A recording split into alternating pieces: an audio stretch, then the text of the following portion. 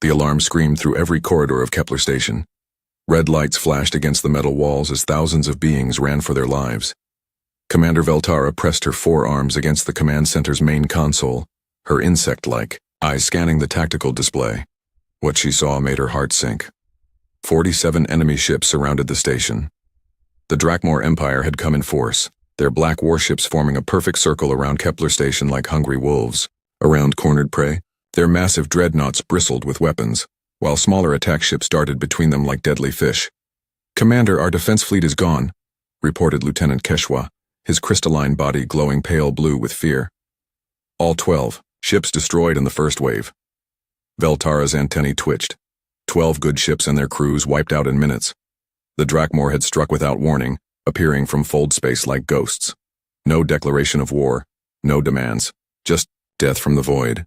"What about the distress signal?" she asked. "Broadcasting on all frequencies," said Communications Officer Yule 10, her amphibious skin glistening with nervous sweat. "But the nearest cooperative fleet is 3 weeks away." 3 weeks. They had maybe 3 days before the Drakmor broke through their shields. Veltara looked around the command center at faces from a dozen different worlds. Zephyrians like herself with their compound eyes and quick minds. The crystal-bodied Vorthak, who could interface directly with computer systems. A quarry who could breathe both air and water. A few others from smaller colonies, all of them were about to die. "Incoming transmission," Yulton announced. "It's from the Drakmor flagship." The main screen flickered to life. War Admiral Theknosh appeared, his scaled reptilian face cold as space itself. Battle scars crisscrossed his snout, and his yellow eyes held no mercy. "Kepler Station," his voice rumbled through the speakers. "I am War Admiral Theknosh of the Drakmor Third Fleet. You will surrender immediately and evacuate all personnel to the docking bays. Any resistance will result in the complete destruction of your station." Veltara stepped forward. "This is Commander Veltara. Kepler Station is a civilian facility, under galactic cooperative protection. Your attack violates 17 interstellar treaties." Theknosh laughed, a sound like grinding metal. "Treaties are for the weak. You have 72 hours to comply. After that, we will take what we want from your wreckage." The screen went dark. Silence filled the command center. Then Chief Engineer Korthek's crystals chimed softly, breaking the quiet. "Commander, they want the quantum crystal mines. Those deposits power half the cooperative's outer colonies." "How long can our shields hold?" Veltara asked. Korthek's body flashed through several colors as he calculated. "At current bombardment levels, perhaps 4 days. But they're not using full power yet. When they do?" His light dimmed. 2 days. Maybe less. Dr. Silara's webbed hands worked at her medical console. "We have 40,000 civilians on this station. Families, children. The evacuation ships can only hold 8,000. The math was simple and terrible. Most of them would die here." Through the station's thick windows, Veltara could see the Drakmor ships positioning themselves. They moved with practiced precision, like they'd done this many times before. Probably because they had. The Drakmor Empire had been expanding for decades, crushing anyone who stood in their way. "What about fighting back?" asked Security Chief Noxtar, his massive form casting shadows across the room. His species, the Gornaki, were natural warriors. "We have defensive weapons. Against 47 warships?" Veltara shook her head. "We might damage a few, but they'll reduce us to scrap metal." The first energy blast struck the station's shields. The lights flickered, and everyone felt the vibration through the deck plates. Then another blast, and another. The Drakmor weren't waiting. They'd started their bombardment early. "All civilian personnel to inner shelters," Veltara ordered. "Emergency protocols in effect. All off-duty security to the civilian levels. Help with the evacuation." Her crew scattered to their tasks. Veltara remained at her post watching the tactical display. The Drakmor ships fired in rotation, never letting the shields rest. Each blast drained their power reserves a little more. She thought about the distress signal racing through space at light speed. By now it had probably reached the nearest cooperative relay station. Officers somewhere were reading reports, making plans, preparing fleets. But space was vast, and help was far away. In the civilian sectors, families huddled in emergency shelters. Parents held their children close while emergency workers tried to maintain calm. Some cried. Others prayed to whatever gods their species believed in. A few just stared at the walls, waiting for the end. The Aquari children gathered around Dr. Silara's assistant, listening to old stories about heroes from distant worlds. The Vorthak younglings created small light patterns to comfort each other. Zephyrian parents clicked softly to their larvae, ancient songs that spoke of home and safety. But safety was something Kepler Station no longer offered. In engineering, Korthak worked desperately to boost shield strength. His crystalline fingers danced across control surfaces, redirecting power from non-essential systems. Life support, artificial gravity, even the food processors. Everything went to the shields. They could live without hot meals. They couldn't live without protection. From the vacuum of space, how much longer? Asked his assistant, a young Vorthak named Silvera. Unknown, Korthak replied, his body flashing frustrated orange. The Drakmor use focused plasma cannons. Very efficient, very deadly. Our shields were designed to stop asteroids and solar radiation, not military weapons. Another blast shook the station, stronger this time. The Drakmor were increasing their fire rate. On the command deck, Veltara received reports from across the station. Structural damage on levels 12 and 15. Power grid fluctuations in the mining sector. 3 families trapped in a collapsed corridor. The problems multiplied with each enemy salvo. Commander, Yulton called out, I'm picking up something strange on long-range sensors. What kind of strange? Explosions. Big ones. Way out past the system edge. Could be natural phenomena, or maybe ship drives failing. Veltara barely looked up from her damage reports. Probably debris from other battles. The Drakmor have been busy lately. She didn't notice the pattern in those distant explosions, didn't recognize the signature of a ship dropping out of fold space at impossible speeds. The sensors were focused on the immediate threat, not whatever might be happening in the empty darkness beyond. The bombardment continued. Hour after hour, the enemy ships fired their weapons. The station's shields flickered with each impact, growing weaker. Emergency teams rushed from crisis to crisis, fighting fires and sealing hull breaches. As the first day ended, Veltara stood in her quarters, looking out at the stars. Somewhere out there, help was coming. Ships with good crews and powerful weapons. But they were so far away, and the Drakmor were right here. She pressed one hand against the window. The glass was cold, like the space beyond. Like the future that waited for everyone on Kepler Station. In 2 days, maybe less, those shields would fail. The Drakmor would board the station, taking what they wanted and destroying the rest. Unless something miraculous happened, 40,000 beings would die in the darkness between the stars. Veltara didn't believe in miracles. She believed in duty, in protecting those under her command for as long as possible. Even if that wasn't very long at all.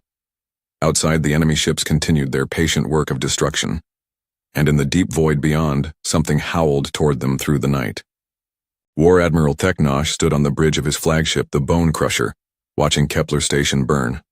Not literally burning, there was no fire in space, but the station's shields flared with each plasma blast like a dying star. Soon, those shields would fail, and he would have another victory to report to the High Command. Status report, he commanded, his clawed hands clasped behind his back. Shields down to 60%, reported his weapons officer. At current rate of fire, they will collapse in 36 hours. Teknosh nodded. Perfect timing. The Drakmor way was slow, methodical destruction. Let the enemy watch death approaching. Let them feel helpless. Fear made them weaker, more likely to surrender valuable information. Any word from their evacuation? Ships? 8 small transports launched. We destroyed them as ordered. Good. Teknosh's yellow eyes glowed with satisfaction. No one escapes. No one carries word of our presence here. The War Admiral had crushed 43 worlds in his career. Space stations, planetary colonies, even entire star systems. All had fallen to his patient tactics. He would bombard them until their defenses cracked, then send in boarding parties to claim whatever resources remained. Kepler Station would be no different. Inside the dying station, Chief Engineer Korthak worked in the deepest levels of the engineering section. His crystalline body pulsed with stress patterns as he rerouted power from system to system. The shield generators were running beyond safe limits, but safe limits didn't matter anymore. Korthak, his assistant Silvera called out. The primary fusion reactor is showing stress fractures. How long before failure? 18 hours, maybe 20. Korthak's body flashed angry red. The reactor was their heart. Without it, the shields would die instantly. and the Drakmor would punch through the hull like paper. But if he pushed it too hard, it might explode and take half the station with it. Reduce shield strength by 5%, he ordered. Route the saved power to reactor cooling. It bought them time. Not much, but every minute mattered. 3 levels up, Dr. Silara moved through the medical bay like a ghost. Her amphibious features were pale with exhaustion. She'd been working for 20 hours straight, treating injured civilians and preparing for the casualties that would come when the shields failed. A young Zephyrian larva sat on one of the medical beds, its tiny arms wrapped around a stuffed animal from Earth. The toy was old and worn, a gift from some human trader years ago. The child didn't understand what was happening, only that the adults were scared. Will the monsters hurt us? The larva asked in its chirping voice. Silara knelt beside the bed, her webbed hands gentle. The grown-ups won't let that happen. It was a lie. When the Drakmor came, there would be no protection, but the child needed hope, even if hope was false. In the command center, Commander Veltara studied enemy fleet positions. The Drakmor had formed a perfect sphere around the station, their ships spaced precisely to prevent any escape. They'd done this before, many times. Commander, called Lieutenant HFY. I've been analyzing their attack patterns. They're following standard siege protocol. Systematic bombardment until structural collapse. How standard? Very. The Drakmor Military Academy probably teaches this exact formation. HFY's crystalline form dimmed with worry. I've seen records of their previous conquests. They always use the same tactics. Veltara's antennae twitched thoughtfully. Always? Yes. Same ship positions, same firing patterns, same timing. They're very predictable. Predictable can be useful, but useful for what? Her tiny remaining defense force couldn't fight 47 warships. Even if she knew exactly what the enemy would do next, knowledge without power meant nothing. The station shuddered under another barrage. Emergency lights flickered in the corridors as power fluctuations rippled through the electrical grid. In the civilian shelters, people held each other tighter. Communications Officer Yulten looked up from her console. Commander, those sensor readings from the system edge are getting stronger. What kind of readings? Hard to tell. The interference from the bombardment is scrambling long-range sensors, but it looks like fold space distortions, big ones. Veltara frowned. Fold space was how ships traveled faster than light, creating temporary tunnels through higher dimensions. But the distortions Yulten was detecting were massive, far larger than any normal ship should produce. Natural phenomena. Maybe. Or... Yulten hesitated. The computer suggests it might be a very large ship or multiple ships traveling at extremely high velocity. How high? Higher than safety regulations allow. Much higher. Every species in the Galactic Cooperative followed strict rules about fold space travel. Enter too fast and the stresses could tear a ship apart. Exit too close to a gravity well and you risked catastrophic collision. The math was well understood, and the safety margins were generous. Could be a cooperative fleet, Veltara mused. Maybe they're pushing their engines to reach us faster. But even as she said it, she didn't quite believe it. Cooperative commanders were careful, methodical. They followed procedures and protocols. None of them would risk their ships and crews with reckless fold space maneuvers. On the Bone Crusher, Theknosh received similar sensor reports from his science officer. The Drakmor had detected the fold space anomalies hours ago, but dismissed them as irrelevant. Probably stellar activity, the science officer suggested. Or perhaps debris from battles in adjacent systems. How long until the station's shields fail? 32 hours at current bombardment rate. Continue the attack. Ignore the sensor ghosts. It was a decision that would haunt Theknosh for the rest of his very short remaining life. Deep in Kepler, station civilian sections managing Director Hunpa coordinated evacuation efforts. His people, mostly office workers and their families, helped load emergency supplies and organize shelter assignments. It was busy work, keeping minds occupied while death circled overhead. Director, called one of his assistants. The children want to know if help is coming. Hunpa looked at the sea of young faces around him. Dozens of species, all looking to him for answers he didn't have. The Galactic Cooperative was vast and powerful, but space was vaster. Help might be coming, but it wouldn't arrive in time. Yes, he said finally. Help is coming. Another lie, but sometimes lies were kinder than truth. Back in the command center, the sensor readings were getting stronger. Whatever was causing the fold space distortions was moving fast, heading directly toward their system. Too fast for safety, too fast for sanity. Time to arrival? Veltara asked. Yulton worked at her calculations. If these readings are accurate, and if it's actually a ship, 14 hours.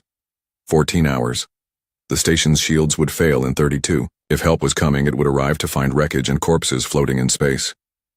Send a message, Veltara ordered. All frequencies, maximum power. Tell whoever's coming that they're flying into a war zone. 47 Drakmor ships fully, armed and hostile. The message burst from Kepler Station's transmitters racing across space at light speed. But the approaching ship, if it was a ship, was still in fold space, isolated from normal communications. The warning would arrive too late to do any good. As the station's second day under siege began, the bombardment intensified. The Drakmor had grown impatient with their slow progress. More ships joined the attack, focusing their fire on key shield generators. In engineering, alarms screamed as systems failed one by one. Korthak and his team raced to repair what they could, but they were fighting a losing battle. The station was dying around them, one circuit at a time. "Korthak!" Silvera shouted over the noise. "The main shield generator is overloading." "Shut it down. Switch to backup power. Backup is already at maximum." The shields flickered and dimmed. For a moment, the station was completely defenseless. Then the backup systems engaged. But they were weaker, much weaker. On his flagship, Teknosh smiled as he watched the enemy shields falter. "Increase bombardment rate. Target their power stations. I want this finished within 18 hours. The Drakmor ships obeyed, their weapons glowing brighter, as they poured destruction into Kepler Station. The end was approaching fast. But in the void beyond, something else was approaching faster. Captain Elena Vasquez gripped her command chair as the TFS Retribution screamed through fold space at velocities that would have terrified any sane commander. The ship groaned around her, metal and composites stressed beyond their design limits. Red warning lights bathed the bridge in hellish light. "Captain," called her first officer, Commander Jackson Hayes, "we're pushing the engines at 130% capacity. Any higher and we risk catastrophic failure." "Noted," Elena replied, her dark eyes fixed on the tactical display. "Athena, time to emergence." The ship's artificial intelligence responded immediately, her synthetic voice calm despite the chaos. 4 hours, 23 minutes to combat emergence, Captain. Current probability of successful fold space exit, 27%. Elena nodded. 27% wasn't great odds, but it was better than the odds facing Kepler Station. She'd read the distress signal, seen the tactical analysis. 47 Drakmor warships against a mining station. It would be a massacre unless someone intervened. The Terran Defense Force had protocols for situations like this. Contact High Command. Request orders. Assemble a proper fleet response. Follow the chain of command. Do everything by the book. Elena had thrown the book out the airlock 6 days ago. "Chief Torres," she called to her engineering officer. "How are our systems holding up?" Chief Petty Officer Maria Torres looked up from her console, her weathered face grim. "Fusion reactors are running hot but stable. Inertial dampeners are at maximum, but we're still pulling 8 Gs. Life support is creative. We're recycling everything, including the coffee." A few chuckles echoed around the bridge. Trust a human crew to joke about death while racing toward impossible odds. Elena had commanded the Retribution for 3 years. She knew every bolt and wire in the ship, knew her crew like family. They were good people, all volunteers who'd signed up to protect others. When they'd intercepted Kepler Station's distress call, the vote had been unanimous. Go help. The fact that they'd be violating direct orders didn't matter. The fact that they'd probably die didn't matter. 40,000 civilians were about to be slaughtered, and the Retribution was the only ship close enough to help. "Captain," Hayes said quietly, "we could still turn back. Send the distress signal to High Command, let them handle it." Elena looked at him. Hayes was a good officer, played everything by regulations, but he'd also voted to proceed with the rescue mission. "You know those people will be dead before any official response arrives," she said. "Yes, ma'am. But we're one ship against 47. The math isn't in our favor." Since when do humans care about math? It was an old joke in the Terran Defense Force. Other species calculated odds, analyzed probabilities, made logical decisions based on available data. Humans looked at impossible situations and asked, "Yeah, but what if we try anyway?" Dr. Sarah Kim, the ship's medical officer, spoke from her station near the back of the bridge. Captain, I should mention that prolonged exposure to these G-forces could cause brain hemorrhages, organ failure, and structural damage to skeletal systems. Noted, Doc. How long can we maintain current acceleration? Medically speaking, we passed the safe limit 4 days ago. Dr. Kim shrugged. But humans have survived worse. Probably. The bridge shook as another fold space fluctuation rippled through the ship's structure. Outside the reinforced windows, twisted space-time created impossible colors and shapes. Most species found fold space terrifying. Humans had learned to navigate it the way their ancestors had sailed Earth's oceans, with skill, courage, and a healthy disrespect for the dangers involved. Athena, Elena called. Run final combat calculations. Assume we emerge at current velocity. Calculating, Captain. A pause. Warning. Emergence at current speed violates all established tactical doctrines. Recommended procedure is to reduce velocity to 0.05 c before engaging enemy forces. We don't have time for recommended procedures. Understood. Computing alternative attack vectors. Another pause. Captain, I should note that our approach violates the fundamental principles of space warfare as understood by all known species. Good. That means they won't see it coming. The Retribution was a heavy cruiser designed for long-range patrol and system defense. She carried a crew of 800, armed with particle beam cannons, mass drivers, and enough nuclear warheads to crack a small moon. Against 47 enemy ships, she was outgunned and outnumbered, but she had advantages no alien commander would understand. Human ships were built differently from those of other species. Where aliens designed for efficiency and elegance, humans designed for survival. Every system had backups. Every critical component was redundant. Damage that would cripple other vessels might just make a human ship angry. Human tactics were different, too. Other species fought at long range, maneuvering carefully to avoid damage. Humans closed to knife-fighting distance and slugged it out until one side was scrap metal. It wasn't pretty, but it worked. Lieutenant Morrison, Elena called to her weapons officer. Status on the mass drivers? Loaded and ready, Captain. We've got depleted uranium slugs in tubes 1 through 8, high explosive in 9 through 12. Set them for maximum velocity. I want those slugs moving at significant fractions of light speed. Aye, Captain. But ma'am, firing at those velocities, while we're moving this fast, the targeting computers will have microseconds to calculate firing solutions. Elena smiled grimly. Then we'd better not miss. The ship's intercom crackled to life. All hands, this is the captain. We're about to drop out of fold space directly into a combat zone. 47 hostile ships, unknown defensive capabilities. Our job is simple. Protect Kepler Station and its 40,000 civilians. She paused, looking around the bridge at faces she'd known for years. Good people. Brave people. People who'd volunteered for what amounted to a suicide mission. I won't lie to you, she continued. The odds aren't good. We're outnumbered, outgunned, and flying into a situation that would make any rational species turn around and go home. But we're not any rational species. We're humans. And humans don't abandon people in need. Through the ship, 800 crew members listened to their captain's words. In engineering, they pushed the fusion reactors beyond safe limits. In weapons control, they loaded the mass drivers with rounds that could punch through battleship armor. In medical, they prepared for casualties. None of them questioned the mission. None of them suggested retreat. They were Terran Defense Force, and their motto was simple. We leave no one behind. Athena, Elena said, begin emergence sequence. Captain, I feel compelled to remind you that our survival probability remains at 23%. What's the survival probability for Kepler Station if we don't intervene? 0%. Then 23% is infinitely better. Begin emergence. The fold space tunnel around them began to collapse as the Retribution prepared to return to normal space. Through the shifting colors of higher dimensions, Elena could see the faint glow of distant stars. Somewhere ahead waited Kepler Station and 40,000 people who didn't know help was coming. Emergence in 30 seconds, Athena announced. All systems report ready. Weapons charged, shields at maximum, damage control team standing by. Elena leaned forward in her chair. Remember, people, we're not here to win a glorious victory. We're here to buy time for those civilians. Every second we keep the enemy busy is another second for them to live. 10 seconds to emergence. The ship shuddered as fold space began to release its grip. 5 seconds. Elena's hands tightened on her chair arms. Emergence in 3, 2, 1. The Retribution burst back into normal space-time like a bullet from a gun. She was traveling at nearly 15% the speed of light, moving faster than any warship in galactic history had ever moved while engaging enemy forces. On Kepler Station, Yulton's sensors screamed as they detected the impossible.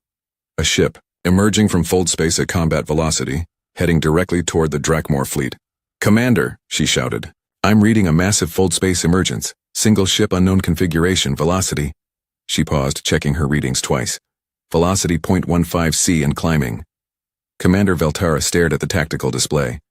No ship could maintain structural integrity at those speeds. It was physically impossible, unless the ship was human. "What's their heading?" "Direct intercept with the Drakmor flagship. Time to contact." Yulton's voice dropped to a whisper. 18 minutes. 18 minutes until a single human warship collided with an entire enemy fleet. It would be the shortest space battle in galactic history, or the most spectacular.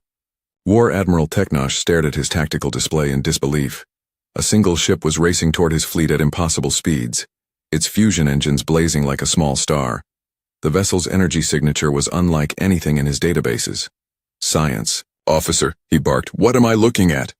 "Unknown vessel, Admiral. Configuration suggests Terran origin, but no Terran ship has ever operated at such velocities. Current speed is beyond safe operational parameters." Teknosh's yellow eyes narrowed. He'd heard stories about the humans, the newest members of the Galactic Cooperative. Primitive warriors from a backward world, according to most reports. Their ships were crude, their tactics unrefined. They posed no threat to a properly organized Drakmor fleet. "How long until intercept?"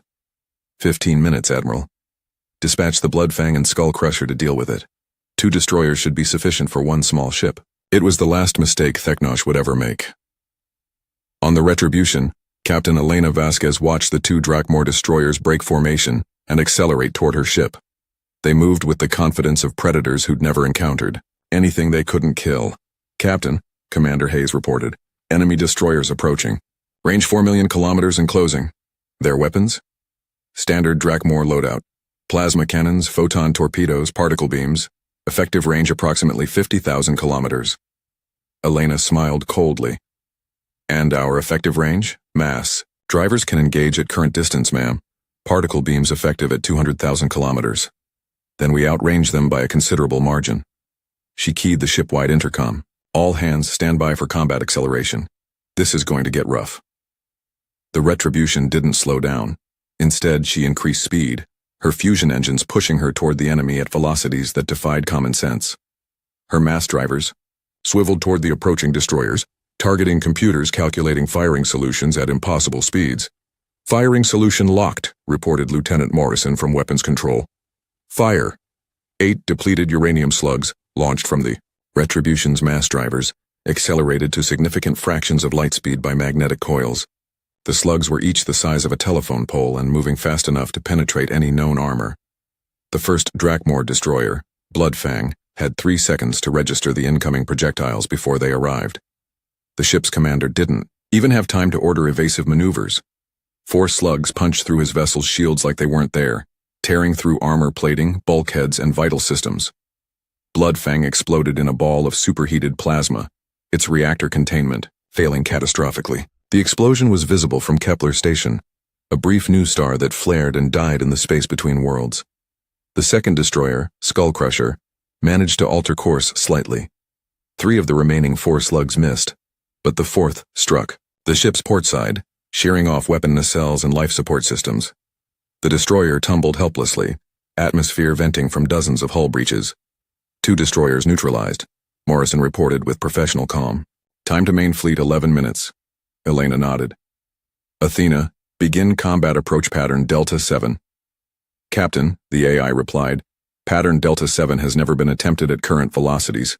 The G-forces involved may exceed human tolerance." "Then, we'd better hold on tight." The Retribution began a series of wild maneuvers that would have torn apart any other ship. She rolled, dove, and spiraled through space like a fighter craft instead of a heavy cruiser. Her inertial dampeners screamed in protest, but they held. On Kepler Station, Commander Veltara watched the impossible display. "How fast is that ship? Moving. Still accelerating," Yulton reported, her voice filled with awe. "They're up to 0.17 C now. And they're They're dancing through space. I've never seen anything like it. The human ship moved like something alive, weaving between space debris and asteroids with fluid grace. Its course corrections were so rapid and precise that tracking systems struggled to follow. War Admiral Theknosh felt the first touch of fear as he watched his destroyers die. All ships form defensive sphere formation. Concentrate fire on the human vessel when it enters range. Admiral, his tactical officer said, the human ship will arrive in 8 minutes. But sir, they're not slowing down, they have to slow down. No ship can engage in combat at those speeds. But the Retribution had no intention of slowing down. Captain Vasquez was attempting something no sane commander would try. A high-speed attack run through the heart of the enemy formation. Range, to target 500,000 kilometers, Morrison announced. Particle beams coming online.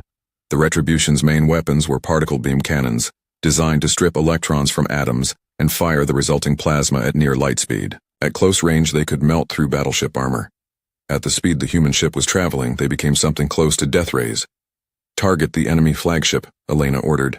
All weapons, continuous fire. The Retribution opened up with everything she had. Particle beams lanced out from her weapon batteries, striking Drakmor ships with surgical precision. Mass driver slugs followed, punching through shields and armor like bullets through paper. Nuclear warheads detonated in perfect formation, each explosion timed to maximum effect. The Drakmor fleet returned fire, but their weapons couldn't track a target moving at 17% of light speed. Plasma bolts and photon torpedoes chased the human ship through space, always arriving where she'd been instead of where she was. Direct hit on enemy cruiser Bone Grinder, Morrison reported. She's breaking up. Another hit on the battleship. Death's Edge. Her shields are down. Elena felt the ship shudder as a Drakmor plasma bolt scored a glancing hit. Damage report. Minor hull damage on Deck 7, came the reply from Chief Torres. Armor held. We're still at full combat effectiveness. The Retribution dove through the Drakmor formation like an avenging angel, her weapons blazing. She was too fast to target effectively, too maneuverable to trap, and too well armored to stop. Every second of her attack run left another enemy ship damaged or destroyed. My God, whispered Commander Hayes, watching the tactical display. We're actually doing it. But Captain Vasquez knew better. They were buying time, nothing more. The Retribution was tough, but she wasn't invincible. Eventually, the Drakmor would land enough hits to slow her down. When that happened, 47 ships would focus their fire on one target. Athena, she called. How much longer can we maintain this attack pattern? Unknown, Captain. We are operating beyond all established parameters. An explosion rocked the ship as a photon torpedo found its mark. Warning lights flashed as systems failed throughout the vessel. Direct hit starboard side, Torres reported. We've lost mass driver 4 and particle beam battery 2. Hull breaches on decks 9 through 11.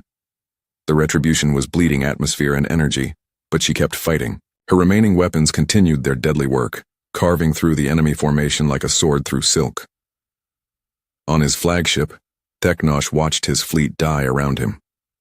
Ships that had conquered dozens of worlds were exploding like toys. The human vessel moved through his formations like a force of nature, unstoppable and terrifying. All ships, he broadcast on the fleet frequency.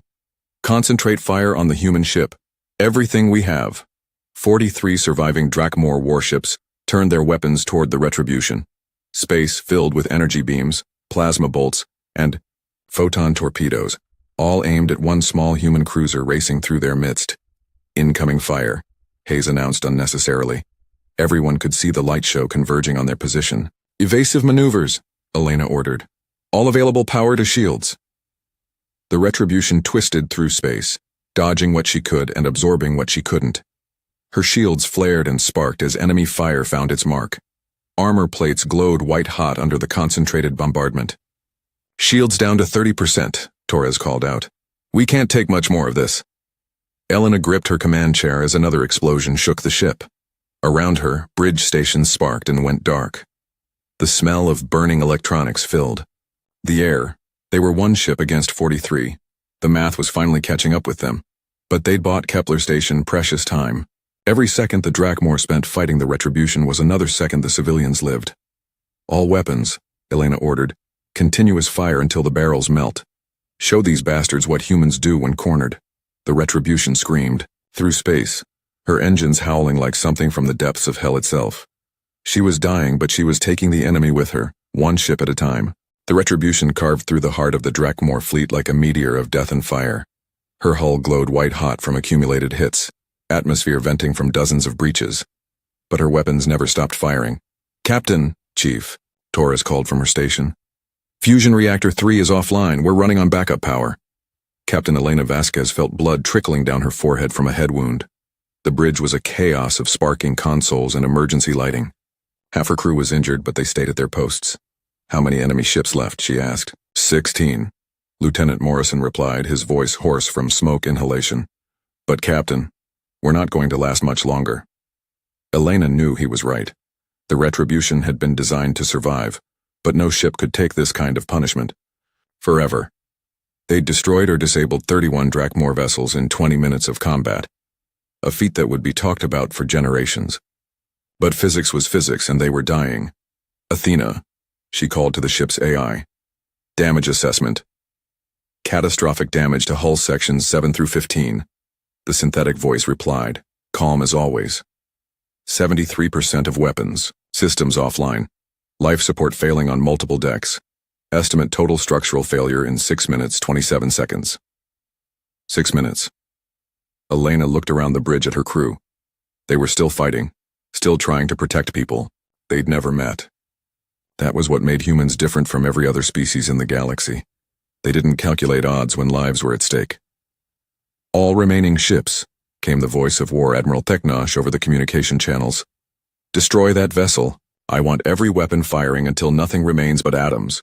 The surviving Drakmor warships closed in like vultures, their weapons glowing with deadly intent. The retribution was trapped in the center of a tightening circle, unable to escape.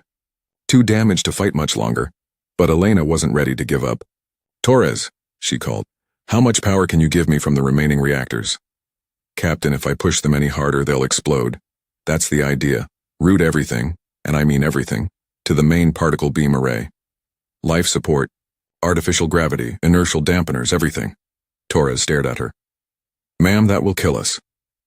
We're dead anyway, but maybe we can take their flagship with us." Understanding dawned on the chief's weathered face. She nodded grimly and began rerouting power systems. "Aye, Captain. All power to main weapons." The retribution began to die around them. Life support failed, leaving them breathing recycled air. Artificial gravity cut out, leaving everyone floating in their restraints. The inertial dampeners went offline, meaning every movement of the ship would crush them with G-forces. But the main particle beam array blazed with power like a small sun. On Kepler station, Commander Veltara watched the impossible battle through her sensors. The human ship was clearly dying, venting atmosphere and debris. But it wasn't retreating. It wasn't surrendering. It was gathering power for one final attack. "What are they doing?" she whispered. "I think," said Lieutenant Keshwa, his crystalline body flashing with amazement, "they're going to ram the enemy flagship." War Admiral Teknosh saw the human ship turning toward him, its remaining weapons charging for a final shot. His tactical officer was screaming damage reports, but Teknosh barely heard them. 31 ships of his fleet were gone. 31 ships destroyed by a single human vessel that should have been crushed in the first minutes of combat. How was this possible? "All weapons, fire on my command," he ordered. "When I give the word, hit that ship with everything we have." But before he could give the order, the retribution fired. The particle beam that lanced from her main array was the most powerful weapon discharge ever recorded in galactic history. Every erg of power from her fusion reactors, every joule of energy from her capacitor banks, focused into a single devastating blast. The beam struck the Drakmor flagship Bone Crusher at the moment Elena Vasquez whispered, "For Kepler station." Teknosh's ship didn't just explode. It disintegrated.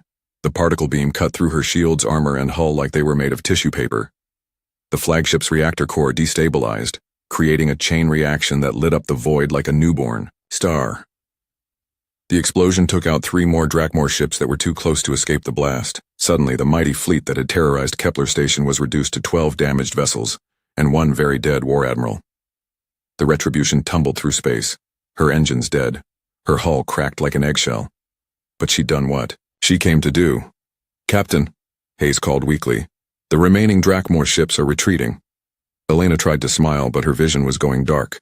The G-forces from their final maneuver had been crushing. She could taste blood in her mouth and feel her consciousness slipping away. Good, she managed to whisper. The civilians, are they safe? Yes, ma'am. Kepler Station is secure. Elena Vasquez, captain of the TFS Retribution, closed her eyes and let the darkness take her. The rescue ships from Kepler Station found the human cruiser drifting in space 12 hours later. Her hull was a mass of twisted metal and composite armor, barely recognizable as a starship. Atmosphere leaked from hundreds of breaches, and her fusion reactors had gone cold.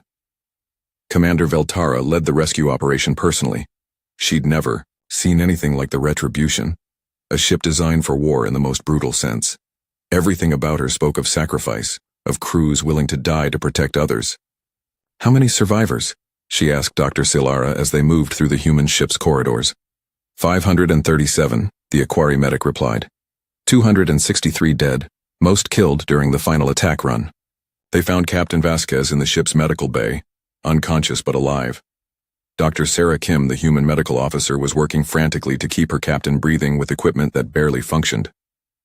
She'll live, Dr. Kim said when she saw Veltara. Severe concussion, 3 broken ribs, internal bleeding, but she's tough. Humans are hard to kill. Over the following days, as the Retribution's crew recovered in Kepler Station's medical facilities, the full scope of their sacrifice became clear. They'd violated direct orders, traveled 6 days at dangerous speeds, and fought impossible odds to save people they'd never met. Why? Veltara asked Elena when the human captain was finally conscious. Why risk everything for strangers? Elena looked at her with eyes that held depths the alien commander couldn't fully understand. Because they needed help, and we were the only ones close enough to provide it. But the odds didn't matter. When someone calls for help, you go. That's what humans do.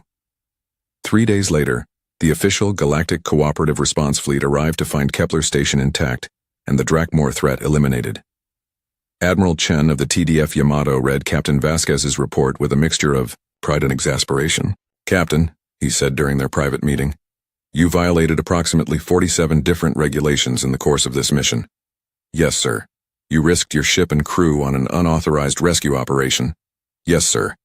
And you engaged a superior enemy force with tactics that any reasonable commander would call suicidal. Elena met his gaze steadily. Yes, sir.